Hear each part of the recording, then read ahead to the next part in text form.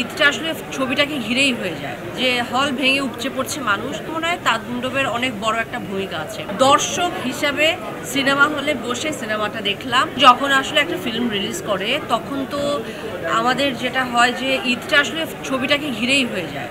আমরা সকাল থেকে হয়তো খোঁজ নিই যে কেমন চলছে, লোক দেখছে কিনা।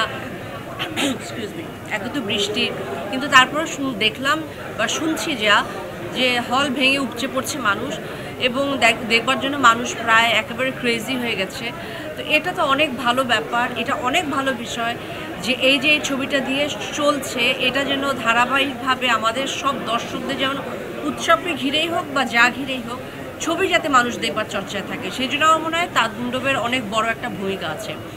আর প্রযোজনা প্রতিষ্ঠান বা শাকিল ভাই যেভাবে করে ডিজাইন করেছেন, আমি আর খুব বেশি বললে স্পয়লার দেওয়া হয়ে যাবে, তো আপনারা দেখলেই সেটা বুঝতে পারবেন যে ওরা এমনভাবে ওনারা ডিজাইন করেছেন, এবং রাফি একটা ইউনিভার্স ক্রিয়েট করতে চেয়েছে, সেটা আছে, সেরকম একটা বিষয় আছে, আপনারা অনেক কিছু দেখতে পারবেন। তো আসলে বেশি বললে অনেক কিছু বলা হয়ে যাবে, না বলি আমি।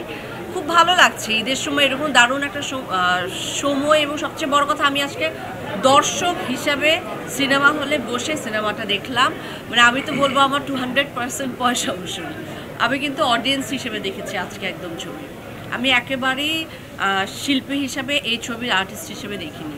এবং দর্শক যে আমি সিনেমা হলে, মানে আমি তো এখানে দেখলাম সিনেপ্লেক্সের ভেতরে যে সিটি বাজছে, দর্শক হাততালি দিচ্ছে, যে মানে যে কোনো হিরো অথবা আর্টিস্টরা এন্ট্রি হলে পরে সমস্ত জায়গায় যে রিয়াক্ট করছে, সেটাতেই বলে দেয় আসলে ছবিটা কতটুকু ভালোবাসা পাচ্ছে আর ছবিটা কীরকম হয়েছে।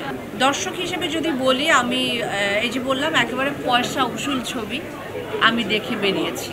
দর্শক হিসেবে আমি এক্সপেকটেশন আমার ছিল, আমি বুঝতে পেরেছিলাম যে কিছু একটা হবে, এরকমই একটা গ্র্যান্ড কিছু আমি দেখতে পাবো।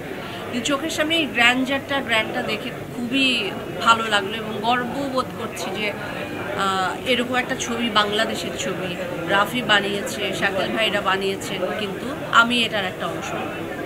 Thank you.